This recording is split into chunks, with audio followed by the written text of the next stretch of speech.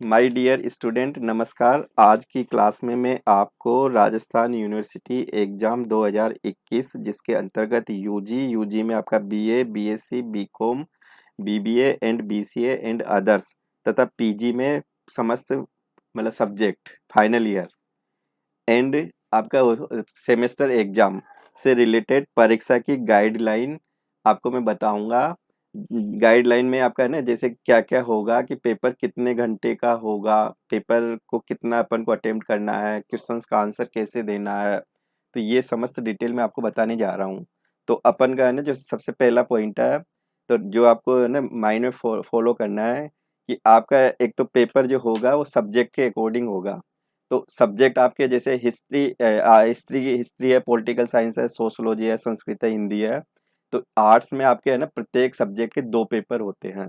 ऐसे ही अगर अपन साइंस में चले, जैसे बीएससी में है ना, या अपन बायोलॉजी मैथ्स में भी चले, तो उसमें आप देखोगे तो कई पेपर ऐसे होते हैं जिनमें है ना 3 प्रश्न पत्र होते हैं। जैसे मैथ्स में 3 प्रश्न पत्र होते हैं, केमिस्ट्री में भी 3 पेपर होते हैं। तो 3 पेपर का आपका थोड़ा-सा पैटर्न अलग होगा। तो ऐसे सोचो कि एक पारी में आपके 2 पेपर हो जाएँगे। अगर एक सब्जेक्ट कंप्लीट हो जाएगी एक पारी में, तो फर्स्ट पेपर भी आपका है ना उसी दिन लग जाएगा, सेकंड पेपर भी उसी पारी में लग जाएगा। तो आपकी जो परीक्षा होगी 2 पारी में होगी। तो जैसे बीए, बीकॉम, बीएससी, तो तीनों टाइम टेबल के अकॉर्डिंग आप अपना पेपर देख सकते हो। तो जैसे एक पेपर मान लो बीए का हिस्ट्री का पेपर है, तो जैसे 7 से साढ़े 8 का एक टाइम अलग होगा फर्स्ट पेपर का, साढ़े 8 से 10 बजे का टाइम होगा सेकंड पेपर का। दोनों पेपर आपको डेढ़ डेढ़ घंटे के हिसाब से 3 घंटे में देना है। यानी कि एक सब्जेक्ट का जो पेपर पहले 3 घंटे का होता था, अब आपका ये पेपर है ना डेढ़ घंटे का होगा। और एक सब्जेक्ट एक दिन में 2 पेपर होंगे, ये ध्यान देने का है कि आपका जैसे कोई भी डेट है, तो 1 डे में आपके है ना 2 पेपर होंगे। ये ध्यान देना है कि 2 पेपर होंगे। ईच पेपर का जो टाइम ड्यूरेशन होगा 1 एंड हाफ हावर्स होगा। यानी कि डेढ़ घंटे का पेपर होगा। पहले ये पेपर आपका 3 घंटे का होता था, अब आपके डेढ़ 3 घंटे को हटा के डेढ़ घंटे का पेपर कर दिया।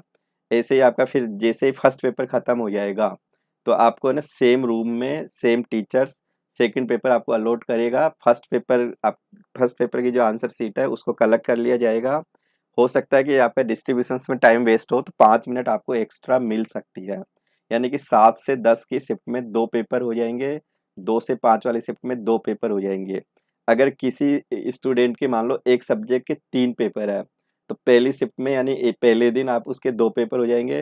हो सकता है कि दूसरा पेपर है ना नेक्स्ट शिफ्ट में डेढ़ घंटे का ही होगा, फिर उसको 3 घंटे नहीं देना पेपर उसको। तो अभी तो अपन ये मान के चलें, अगर 2 पेपर है तो दोनों पेपर एक दिन में ही हो जाएंगे। डेढ़ डेढ़ घंटे का एक प्रत्येक पेपर होगा। तो ये ध्यान देने का पॉइंट है। एक तो ना 3 घंटे की जगह अपन को डेढ़ घंटा यानी 50% टाइम रिड्यूस कर दिया अपन को। डेढ़ घंटे का टाइम को बाउंडेशन है कि डेढ़ घंटे में कंप्लीट पेपर आपका हो जाना चाहिए। यही आपका है ना पीजी का रूल है, यही आपका है ना यूजी का रूल है, यही आपका सेमेस्टर का रूल है। तो पहला पॉइंट तो आपको क्लियर हो गया कि डेढ़ घंटे का पेपर होगा। एक दिन में 2 पेपर होंगे। हो सकता है कि 3 सब्जेक्ट है, तो हो सकता है कि उसका निर्धारित जो भी टाइम टेबल है, तो फिर उसको डेढ़ घंटे में तीसरा पेपर के लिए टाइम उसका फिक्स रहेगा फिर वो। तो ये जो दे रखा है ना अपना सेकंड पॉइंट, स्नातक में कला, वाणिज्य, विज्ञान संकाय में जिसमें एक विषय में 2 प्रश्न पत्रों का आयोजन होता है, के संदर्भ में परीक्षार्थियों के दोनों पत्र की परीक्षा निर्धारित प्रक्रिया प्रक्रिया अंतर्गत एक ही पारी में यानी कि डेढ़ घंटा प्लस डेढ़ घंटा 3 घंटे की समयावधि में आयोजित होगी। इसी प्रकार कला ओब्लिक विज्ञान संकाय में कुछ प्रश्न पत्र 2 से अधिक संख्या होती है, कई प्रश्न पत्र की 2 से अधिक संख्या होती है। तो उनकी परीक्षाओं का आयोजन 2 प्रश्न पत्र प्रथम व द्वितीय प्रश्न पत्र एक ही पारी में हो जाएगा। 3 घंटे की समयावधि रहेगी। तथा शेष प्रश्न पत्र यानी कि तृतीय प्रश्न पत्र की परीक्षा आगामी दिवस में यानी नेक्स्ट डे डेढ़ घंटे की समयावधि में कराई जाएगी। फॉर एग्जाम्पल जैसे साइंस में केमिस्ट्री का पेपर है, जैसे पन्ना है ना साइंस में केमिस्ट्री का पेपर है, केमिस्ट्री में फर्स्ट पेपर सेकंड पेपर, तो ये तो आपका ना एक पारी में कंप्लीट हो जाएगा। डेढ़ डेढ़ घंटे के हिसाब से 3 घंटे तक आपको ये परीक्षा देनी है। फिर आप कहोगे तीसरा पेपर कब होगा, तो तीसरा पेपर है ना नेक्स्ट डे, मतलब आगामी दिवस यानी अगले दिवस, अगले दिन डेढ़ घंटे की समयावधि में यह करा लिया जाएगा। ऐसे फिर मैथ्स का पेपर, ऐसे आपका है ना फिजिक्स का पेपर। तो यहाँ पे अपन को मेन जो पॉइंट ध्यान देने का पॉइंट हो गया कि एक दिन में दो, एक सब्जेक्ट का पूरा 2 पेपर की परीक्षा हो जानी है, मतलब ये ध्यान देने का पॉइंट है। 1.5 घंटे के हिसाब से 3 घंटे अपन को पूरा टाइम है ना यूज करना है 2 पेपर देने के लिए। 1.5 घंटे के बाद में आपका एक पेपर का टाइम खत्म हो जाएगा, अगले 1.5 घंटे के लिए फिर दूसरा पेपर का टाइम शुरू हो जाएगा। तो टाइम को ध्यान में रखते हुए परीक्षा देनी है, एक तो ये ध्यान देने का पॉइंट है। नेक्स्ट अपना जो है, अगर मान लो कि कोई भी है जैसे डीफ है, डंप है ना, या कोई फिजिकल हैंडीकेप्ड है ना, तो उसके लिए आपको आधा घंटे एक्स्ट्रा मिलेगा। पहले 3 घंटे की जगह उसका उसका टाइम ड्यूरेशन 4 घंटे का होता था। अब यहाँ 1.5 घंटे की जगह उसका टाइम ड्यूरेशन है ना 2 घंटे का हो जाएगा। तो इसमें है ना फिजिकल हैंडीकेप्ड के लिए सेम पुरानी रूल है, खाली आधा घंटे का टाइम है ना पेपर के लिए, 4 घंटे की जगह 2 घंटे का उसका टाइम रिजर्व हो जाएगा। एक ये ध्यान देने का पॉइंट है। फिर नेक्स्ट जो है कि प्रश्न पत्र को कितना अपन को है ना मतलब सोल्व करना है, कि कितनी यूनिट सोल्व करना है। तो एक तो यूनिट की पूरी बाउंडेशन हटा दी। तो एक तो ये आपके लिए खुशखबरी है कि परीक्षार्थियों को दिए गए प्रश्न पत्र में विकल्प होते हैं ना, कि अपन को जैसे एक यूनिट में से एक क्वेश्चन करना जरूरी है, फिर दूसरी यूनिट का एक क्वेश्चन है, तीसरी यूनिट का एक क्वेश्चन है, फिर अपन नेक्स्ट क्वेश्चन किसी भी यूनिट का ले सकते हैं। तो एक तो यहाँ पे यूनिट यूनिट या इकाई अथवा और का भी ऑप्शंस के और भी हो सकता है कि अनुसार प्रश्नों के हल करने की बाध्यता नहीं है, कि अपने अपने को है ना कोई भी रेस्ट्रिक्शंस नहीं है। कि अगर अपने पास मान लो क्वेश्चन नंबर 3 है, 3 में एक ये पहला है ना, पहला क्वेश्चन है और इसका और वाला क्वेश्चन है, तो आप ये क्वेश्चन भी आपका काउंट हो जाएगा और वाला भी आपका काउंट हो जाएगा। तो आप है ना जैसे मान लो ये 20 नंबर का क्वेश्चन है और इसका अथवा का भी आप कर देते हो 20 नंबर का, तो ये 40 नंबर का क्वेश्चन आपका एक यूनिट का अटेम्प्ट हो गया। ये ध्यान देने का पॉइंट है। यानी कि अपन को कोई रेस्ट्रिक्शंस नहीं है। टोटल पेपर आपका 100 मार्क्स का आएगा। अपन को 50 मार्क्स का पेपर ही अटेम्प्ट करना है। क्वेश्चंस का जो कोई से भी क्वेश्चंस आप कर सकते हो, कोई भी बाउंडेशन नहीं है। अगर आपके क्वेश्चंस की संख्या जैसे अथवा के साथ है तो अथवा को भी है ना एक डबल क्वेश्चन काउंट हो जाएगा। जैसे कोई भी क्वेश्चन सेकंड नंबर का क्वेश्चन है, दोनों ही आते हैं अपन को है ना, सेकंड का फर्स्ट ऑप्शन भी आता है, उसका अथवा वाला और वाला ऑप्शन भी आता है, तो आपका वो 2 क्वेश्चंस डबल मार्क का काउंट हो जाएगा। ये ध्यान देने का पॉइंट है। तो इसमें है ना कोई भी यूनिट को अगर आप सही ढंग से पढ़ लेते हो, तो अगर एक एक यूनिट में से एक क्वेश्चन बड़ा आता है तो आप ये सोच लो कि एक यूनिट में से 2 बड़े क्वेश्चन तैयार हो जाते हैं। तो ये आप मेन फोकस यहाँ पे है ना, इस चीज को फोकस करना आपको। तो प्रश्न पत्र के हल करने में कोई बाध्यता नहीं है, कोई भी है ना रेस्ट्रिक्शंस नहीं है, अथवा को भी ये अलाउ करेगा। और इसमें एक जो अपन बाउंडेशन रहेगी, अगर कोई भी क्वेश्चन आपका टुकड़ों में है, जैसे मान लो क्वेश्चन नंबर फर्स्ट है, अब क्वेश्चन नंबर फर्स्ट में जैसे ऐसे मान लो कि ऐसे 10 क्वेश्चन है, 1 2 3 4, तो अगर आपने फर्स्ट नंबर का क्वेश्चन सेलेक्ट किया है तो ये फिर रेगुलर आपको पूरे पॉइंट करने पड़ेंगे। ये ये ध्यान देने का पॉइंट है कि आपको अगर कोई भी क्वेश्चन मान लो सेकंड नंबर का क्वेश्चन है, उसमें 2 पार्ट है ए और बी, तो अगर आप इस क्वेश्चन को पूरा अटेम्प्ट करते हो और ये 20 नंबर का क्वेश्चन है, तो आपको सेकंड का ए भी करना पड़ेगा, सेकंड का बी भी करना पड़ेगा, तब जाके ये एक क्वेश्चन की मार्किंग होगी। ऐसे नहीं कि आपने ए नंबर का सेकंड ए कर लिया और तीसरे का बी वाला पार्ट कर लिया और इसको अपन है ना काउंट कर लेंगे, ऐसे नहीं होगा। अगर आप एक क्वेश्चन पार्ट में है तो कंप्लीट उस पार्ट को पूरा करना पड़ेगा। ये ध्यान देने का पॉइंट है। तो 100% 50% आपको पेपर सोल्व करना है। 50 नंबर तक के क्वेश्चन आप देख लो कहाँ पे अपने है ना काउंटिंग हो जाती है।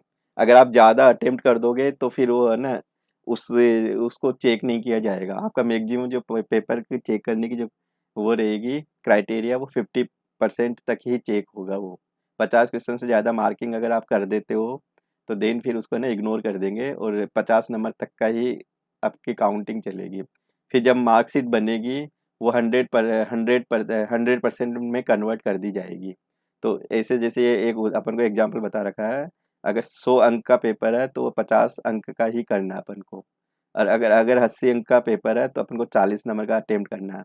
अगर 50 नंबर का पेपर है तो अपन को 25 नंबर का पेपर अटेम्प्ट करना है। कोई से भी क्वेश्चंस की यहाँ पे सिलेक्शन कर सकते हो, कोई भी रेस्ट्रिक्शंस नहीं है। एनी क्वेश्चंस ले सकते हो, इंक्लूडिंग और को भी आप इंक्लूड कर सकते हो, और ऑप्शंस को भी इंक्लूड कर सकते हो। ये ध्यान देने का पॉइंट है। ये सभी के लिए एप्लीकेबल है। अगर आप बीसीए के स्टूडेंट हो तो बीसीए में भी अगर आपका है ना एक यूनिट में आपका जैसे बड़े क्वेश्चंस आते हैं तो हर क्वेश्चंस के साथ में और आता है। तो आप पहला क्वेश्चन से मान लो अटेम्प्ट करते हो और उसका और को भी अटेम्प्ट करते हो तो 2 क्वेश्चंस काउंट हो जाएंगे। तो अगर पहला क्वेश्चन 10 का है तो अथवा का भी 10 का है तो 20 नंबर का वो अटेम्प्ट माना जाएगा। यही आपका बीकॉम का रूल है। बीकॉम में आपके पूरे टोटल है ना अथवा को मिला मिलू के सब 10 क्वेश्चंस आते हैं। 5 क्वेश्चन हल करेंगे तो 100% हो गया। अपन को तो है ना अगर 10 क्वेश्चन है तो 2.5 क्वेश्चन अटेम्प्ट करना है। अब 2.5 क्वेश्चन आप अथवा का भी ले सकते हो, एक यूनिट के 2 क्वेश्चन को भी ले सकते हो। फॉर एग्जाम्पल अगर मान लो एक यूनिट के आपके है ना पहला क्वेश्चन से 20 नंबर्स का है और अथवा का भी 20 नंबर्स का है, तो ये सोचो कि आपके 40 मार्क्स हो गए। फिर आपको नेक्स्ट क्वेश्चन जो सेलेक्ट करोगे वो 20 मार्क्स का मान लो कि वो पूरा एक सिंगल क्वेश्चन है, तो आप उस क्वेश्चन को आप इतना ही अटेम्प्ट करो कि 10 मार्क्स तक का उसका पार्ट सोल्व हो जाना चाहिए या आंसर दे देना चाहिए अपन को। तो वो उसमें से फिर 10 में से मार्किंग हो जाएगी। अगर आप मान लो उस क्वेश्चन को 20 मार्क्स मान के भी अटेम्प्ट करते हो तो यानी कि आपका 60 मार्क्स का क्वेश्चन सोल्व हो गया। तो इसका ये मतलब हुआ कि फिर लास्ट वाला जो क्वेश्चन होगा जो एग्जामिनर मार्किंग करेगा उसमें आपको 10 से ज़्यादा मार्क्स नहीं देगा। ये ध्यान देने का पॉइंट है। तो आप उसका आंसर है ना 10 मार्क्स तक की लिमिट में ही लिख सकते हो। तो एक तो ये आपके लिए ना अच्छी बात है यहाँ पे। तो आपको कम पढ़ना पड़ेगा कि आपके पास अल्टरनेट ज़्यादा हो गए। रेस्ट्रिक्शंस यहाँ बिल्कुल हटा दी। पहले तो यूनिट की रेस्ट्रिक्शंस थी कि एक यूनिट अगर आप हर यूनिट में से प्रत्येक क्वेश्चन तो लेना ही पड़ेगा आपको। कई क्वेश्चंस कंपलसरी होते हैं कि पहला और दूसरा क्वेश्चंस करना कंपलसरी है। फिर आपको इसे भी 2 क्वेश्चंस कर दो या 3 क्वेश्चंस कर दो। तो यहाँ कंपलसरी वाला कंसेप्ट बिल्कुल खत्म हो गया। तो ये पॉइंट बहुत इंपॉर्टेंट है। इसी को यहाँ समझना है कि क्वेश्चंस अपन कैसे करें। फिर नेक्स्ट देखें कि जिन प्रश्न पत्रों की समयावधि 1.5 घंटे है ना 2 घंटे के पहले से ही निर्धारित है। मान लो कि अपने जैसे एलिमेंट्री कंप्यूटर का पेपर पहले होता था, थर्ड ईयर में किसी का बेक है तो वो 2 घंटे का निर्धारित समय था। तो उसमें कोई चेंजेज नहीं है। कई पेपर जैसे बीएड में सेमेस्टर स्कीम में 3 घंटे की जगह 2 घंटे का ही टाइम ड्यूरेशन हुआ करता था पहले। तो अगर उसकी मार्किंग 100 की है तो वो एजिट रहेगी। यहाँ कोई आपका ना चेंज नहीं है ना। तो समझ गए ना कि अब पहले तो अब 3 घंटे का पेपर है तो उसमें चेंजेज है। अगर पहले से ही क्वेश्चंस का क्वेश्चन पेपर का जो टाइम है वो फिक्स किया हुआ है 1.5 घंटे या 2 घंटे, तो उसमें मार्किंग का इनका है ना कोई भी इफेक्ट नहीं आएगा। जैसे 1.5 घंटे 2 घंटे के प्रश्न पत्रों की अधिकतम अंक 100 या 80 60 50 40 है तो वो पूरा हल करना पड़ेगा। यहाँ पे आपका ना कोई भी रिलैक्सेशन नहीं है। 3 घंटे के पेपर में रिलैक्सेशन है कि 3 घंटे की जगह 1.5 घंटा और क्वेश्चंस आपको 50% करना है, कोई से भी हल कर दो। ये सबसे बड़ा फायदा अपन को। फिर स्नातक सेमेस्टर परीक्षा 2020-21 में जो अपन प्रायोगिक परीक्षा भी देंगे तो प्रायोगिक परीक्षा के लिए एक तो अपन को है ना फाइल तैयार करनी है। ये ध्यान देने का पॉइंट है। ये प्रैक्टिकल एग्जाम को कैसे अपन को अटेम्प्ट करना है, थर्ड ईयर या फाइनल ईयर की या अपन को सेमेस्टर स्कीम की। तो प्रैक्टिकल एग्जाम के लिए ये गाइडलाइन है कि एक तो आप फाइल वर्क पूरा कंप्लीट करो, असाइनमेंट कंप्लीट होना चाहिए और इसी के आधार पर आपकी प्रायोगिक परीक्षाएं करवाई जाएगी। जैसे मान लो कि किसी केमिस्ट्री का फिजिक्स का पेपर है तो उसकी में जो प्रैक्टिकल की जो पूरी कंप्लीट फाइल है तैयार रहनी चाहिए, असाइनमेंट कंप्लीट होनी चाहिए। उन्हीं के आधार पर अपन मार्किंग करेंगे। एक्सटर्नल एग्जामिनर आएगा, एक्सटर्नल एग्जामिनर की उपस्थिति में आपका वाइवा हो सकता है। अगर किसी पेपर में मान लो प्रेजेंटेशन की रिक्वायरमेंट है, वाइवा वोसे की रिक्वायरमेंट है, सेमिनार है, तो फिर ये है ना देना पड़ेगा या आपको तैयारी रखनी पड़ेगी प्रेजेंटेशन की, वाइवा वोसे की है ना, सेमिनार की। अगर किसी पेपर में मान लो प्रेजेंटेशन का पार्ट नहीं है, वाइवा वोसे नहीं है या सेमिनार नहीं है, तो फिर उसकी मार्किंग फाइल के बेस पे ही हो जाएगी। तो आपको फाइल है ना कंप्लीट कंडीशन में, सही कंडीशन में बनानी है। कंप्लीट प्रैक्टिकल फाइल में है ना पूरे असाइनमेंट होने चाहिए। ये ज़रूरी है। अगर ये नहीं होगा फाइल वर्क कंप्लीट तो ये सोच लो कि आपका है ना प्रायोगिक परीक्षा में सही मार्किंग नहीं हो पाएगी, क्योंकि ये यूनिवर्सिटी फाइल है ना यूनिवर्सिटी में भी भेजनी पड़ सकती है। तो ये ज़रूरी है कि फाइल वर्क आपका प्रॉपर कंप्लीट होना चाहिए। तो ये अपना प्रायोगिक परीक्षाओं का आयोजन ऑनलाइन या ऑफलाइन, वैसे तो ऑफलाइन ही रहेगा। ये प्रणाली के माध्यम से संबंधित महाविद्यालय विभाग द्वारा करवाया जाएगा। ऑफलाइन कॉलेज में आके प्रैक्टिकल परीक्षा देनी है। तो ये ज़रूरी है इसके लिए ना। तो ये आपका ये मेन रूल हो गया, मतलब पेपर कैसे अटेम्प्ट करना है, कितने घंटे का पेपर होगा। तो अब ये तो क्लियर हो गया कि 1.5 घंटे का पेपर होगा। एक पारी में 2 पेपर हो सकते हैं। किसी का मान लो एक ही पेपर है और उसका पार्ट में नहीं है वो, है ना, तो फिर वो 1.5 घंटे में वो पेपर फिनिश माना जाएगा। किसी का पेपर अगर मान लो एक सब्जेक्ट में 3 पेपर है, तो वो ये 2 पेपर तो एक दिन में हो जाएगा, फिर नेक्स्ट डे में आपका जो थर्ड पेपर होगा वो 1.5 घंटे में आप फ्री हो जाओगे। तो इस तरह से ये पूरा ना रूल्स आप पढ़ लो और प्रॉपर माइंड में फॉलो कर लो। अब परीक्षा क्वेश्चंस को अपन कैसे लिखे कि अपन को अच्छी मार्किंग होनी चाहिए, तो अपन आंसर शीट में है ना कैसे आंसर दे। तो अगर कोई भी प्रश्न 2 पार्ट में है, ए एंड बी है, मान लो क्वेश्चन नंबर 3 है, वो ए और बी 2 पार्ट में है या फर्स्ट एंड सेकंड पार्ट में है, तो ये ध्यान देने का पॉइंट है कि उस प्रश्न को एक साथ नियमित यानी रेगुलर करना है। ऐसे नहीं कि पहले पार्ट को है ना, जैसे अपन ने फर्स्ट शुरू में कर दिया, लास्ट पार्ट बी पार्ट को लास्ट पेज पे ले गए, तो एग्जामिनर को चेक करने में प्रॉब्लम्स हो सकती है, तो मार्किंग आपकी प्रॉपर नहीं आएगी। तो ये आपसे विशेषकर ध्यान देने का पॉइंट है कि कोई भी क्वेश्चंस अगर पार्ट में है, फर्स्ट सेकंड थर्ड, तो एक पार्ट को रेगुलर अटेम्प्ट करें, ध्यान देने का पॉइंट है ये कि रेगुलर है ना टुकड़ों में, जैसे उसको कई ऐसे अलग अलग पेज पे नहीं करे, जैसे बीच में ए पार्ट कर दिया, फिर तीसरे क्वेश्चन का आंसर लिख दिया, फिर पहले क्वेश्चन का बी पार्ट को तीसरे क्वेश्चन के बाद रख दिया, तो ये सोच लो कि फिर तुम्हारी मार्किंग प्रॉपर नहीं होती, फिर आपका है ना एग्जामिनर को भी चेक करने में दिक्कत होती है। तो आप है ना एक क्वेश्चन को पार्ट में है तो रेगुलर प्रैक्टिस में रखो। एक प्रश्न का उत्तर खत्म होने के बाद नया क्वेश्चंस को आप है ना अगले पेज से ही करो। या लिए ना ये क्या होता है कि एकदम प्रॉपर क्लियरिटी हो जाती है। कई बार क्वेश्चन समझ में नहीं आता, फिर कई बार अपन जैसे पहले क्वेश्चंस के पॉइंट लिख रहे हो 1 2 3, फिर क्वेश्चन नंबर 3 का आंसर दिया, तो आपने क्वेश्चन नंबर 3 लिख के आंसर लिख दिया, तो कई बार है ना आप जल्दबाज में क्वेश्चन से नहीं लिखते, 3 करके उसका आंसर लिख देते हो, तो फिर वो क्लियरिटी नहीं होती। तो उस केस में एक प्रश्न का उत्तर खत्म हो जाए तो नया क्वेश्चंस को नए पेज से शुरू करो। ये एक मेरा विशेष सजेशन है कि कोई भी क्वेश्चन शुरू करे तो नेक्स्ट पेज से करें। मान लो कि ये पहला क्वेश्चन है, अब आपका थर्ड पेज में वो खत्म हो गया, उसमें 5 6 लाइनें खाली रह गई, तो उस लाइनों को आप खाली ही रहने दो, पेन से काट के फिर क्वेश्चन नंबर नेक्स्ट पेज पे क्वेश्चन नंबर डाल दो, उसका आंसर फिर लिख दो। और एक अपन क्वेश्चन नंबर की मार्किंग सही लिखें। ये मैक्सिमम बच्चे हैं ना प्रॉपर मार्किंग नहीं करते कौन से क्वेश्चंस का आंसर दे रहे हैं, तो जिस क्वेश्चंस का वो आंसर दे वो मार्किंग कंप्लीट हो जानी चाहिए। जैसे कोई भी क्वेश्चन नंबर में 1 का आंसर लिखूंगा तो क्वेश्चन नंबर 1 आंसर, ये कंप्लीट है ना एक टाइटल होना चाहिए, फिर क्वेश्चंस का आंसर लिखो। तो ये थोड़ा सा है ना इंडेंटेशन, क्वेश्चन नंबर को तो थोड़ा सा है ना एक मार्जिन में लिखो, और ये एक मार्जिन से थोड़ा सा बाहर ले लो, और फिर क्वेश्चंस का आंसर है ना प्रॉपर ऐसे लिखो आप, यहाँ पे आंसर दो। ये ज़रूरी है, इससे क्लियरिटी रहती है कि ये क्वेश्चंस है, ये इसका आंसर है। कई बार अपन को समझ में नहीं आता कि आंसर कहाँ से शुरू हो रहा है और क्वेश्चंस कौन से क्वेश्चंस का आंसर है। तो क्वेश्चन नंबर प्रॉपर क्लियर होना चाहिए, आप चाहो तो इसको अंडरलाइन कर सकते हो, और फिर इसका आंसर है ना प्रॉपर नेक्स्ट लाइन से लिखो, इसके साथ ही यहाँ से मत लिखो, प्रॉपर क्लियर नज़र आना चाहिए। तो एक तो एक क्रमांक सही होना चाहिए, क्वेश्चन का नंबर सही होना चाहिए कि कौन से क्वेश्चंस का अपन ने आंसर लिखा। अब अपन है ना एक एग्जाम्पल देखते हैं पेपर को लेके। अब सपोज मेरे पास है ना ये यूनिवर्सिटी का एक पेपर है, इंग्लिश लिटरेचर सेकंड पेपर है, तो बीए पार्ट फर्स्ट का पेपर है।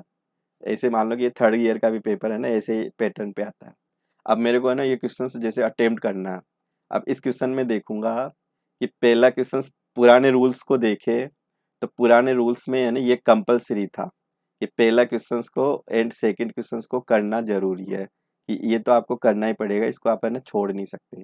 अगर ये छोड़ दोगे तो मार्किंग नहीं होगी, फिर आपके कम मार्क्स आ जाएंगे। तो अब नए रूल्स में कोविड-19 के रूल्स में अपन देखें, तो अपन को कोई बाध्यता नहीं है कि आप पहले दूसरे को छोड़ सकते हो। सपोज ये नहीं आता है तो आप है ना आगे के क्वेश्चंस कोई से भी उठा सकते हो। अब दूसरा जैसे दूसरा क्वेश्चन भी आपका ये टुकड़ों में है ना, ऐसे अलग अलग है ना इसके पॉइंट है। तो यहाँ एक कोई भी अपन को है ना इसमें 5 क्वेश्चंस करने हैं अपन को, प्रत्येक क्वेश्चन 4 4 नंबर का। तो ये पूरा अगर सेकंड नंबर का क्वेश्चन करते हो बिगिनिंग में, तो फिर ये पूरे है ना टुकड़ों में है, तो ये पूरे क्वेश्चन एक साथ ही करना होगा। फिर तीसरे नंबर का क्वेश्चन करते हो तो आप है ना इस क्वेश्चन को भी कर सकते हो, इसको भी कर सकते हो। अगर मैं तीसरे क्वेश्चन में ये दो दो क्वेश्चन को सेलेक्ट कर लेता हूँ, तो मेरे है ना 40 नंबर का क्वेश्चन ये अटेम्प्ट हो गया। फिर आपका है ना 10 नंबर का क्वेश्चन है, तो 10 नंबर का क्वेश्चन आप यहाँ से ले सकते हो कि 10 नंबर का क्वेश्चन है ना, ए और बी 3 क्वेश्चंस कर दो, तो 2 नंबर का अगर ज़्यादा अटेम्प्ट भी हो जाता है उससे कोई फर्क नहीं पड़ेगा। तो ऐसे पूरी मार्किंग आपके ना 50 से कम अटेम्प्ट नहीं होना चाहिए, 50 से चाहे ज़्यादा कर दो, एग्जामिनर 50 तक ही मार्किंग करेगा, 50 से ज़्यादा उसकी मार्किंग नहीं करेगा। अगर आप मान लो 60 तक के क्वेश्चन से 60% कर देते हो, 3 क्वेश्चन कंप्लीट लिख दिया, तो लास्ट क्वेश्चन में कुछ मार्क्स डिडक्ट हो जाएंगे, उसको 10 मार्क्स मान के अपन उसके मार्किंग करेंगे अपन। तो ये ध्यान देने का पॉइंट है। तो यहाँ पे है ना, ये सेक्शन दे रखे हैं पुराने पेपर में। अब मान लो कि आपको ये सी सेक्शन का क्वेश्चन अच्छा लग रहा है, और सी सेक्शन आपको है ना ये क्वेश्चंस भी आता है और ये क्वेश्चंस भी आता है। अब आपने जैसे क्वेश्चन नंबर 5 को पहले हल कर दिया, क्वेश्चन नंबर 5 आंसर, है ना, ये अब एक तो ये हो गया है ना, इसका आंसर लिख दिया। फिर आपने क्वेश्चन नंबर 5 और, है ना, और को भी अंडरलाइन कर दो और आंसर, तो फिर इसका आंसर दे दिया। तो इसका ये मतलब हुआ कि आप 40 मार्क्स का अटेम्प्ट हो गया। तो अब आप 10 मार्क्स का आप कोई सा भी पोर्शन उठा लो यहाँ से। अब अगर मान लो आप सेकंड नंबर का क्वेश्चन लेते हो, तो 10 मार्क्स का पूरे फिर इन्हीं में से लो पूरे सेकंड क्वेश्चन। तो 10 मार्क्स के हो जाए तो ये आपको 10 मार्क्स के यहाँ से अटेम्प्ट करने पड़ेंगे। तो ये ध्यान देने का पॉइंट है। ऐसे ऐसे ये ना बीकॉम में आएगा, बीकॉम में भी 10 क्वेश्चंस आते हैं, प्रत्येक क्वेश्चन 20 मार्क्स का होगा। कोई से भी है ना, आप 2.5 क्वेश्चंस कर दो, कोई से भी कर दो, मतलब अथवा को भी ले लो। तो जैसे क्वेश्चन नंबर 3 है, तो क्वेश्चन नंबर 3 में और को भी मैं कर देता हूँ, तो क्वेश्चन नंबर 3 में डबल क्वेश्चंस हो गए। और फिर क्वेश्चन नंबर 4 में से कोई सा भी है ना आधा क्वेश्चंस कर दो। फर्स्ट आता है तो फर्स्ट को कर दो। अगर फर्स्ट में मान लो ये टुकड़ों में है और एक 10 नंबर का पार्ट है, तो सेकंड नंबर का पार्ट को ना आप इग्नोर कर सकते हो, इसको 10 नंबर काउंट हो जाएगा ये आपका। इसका आंसर प्रॉपर लिखोगे, तो इस तरह से आप पेपर को अटेम्प्ट कर सकते हो। तो मैं आज की क्लास को यहीं पे एंड करूँगा। आशा है आपको अच्छी लगी होगी। चैनल को पहली पहली बार देख रहे हो तो सब्सक्राइब जरूर कर देंगे। Thank you.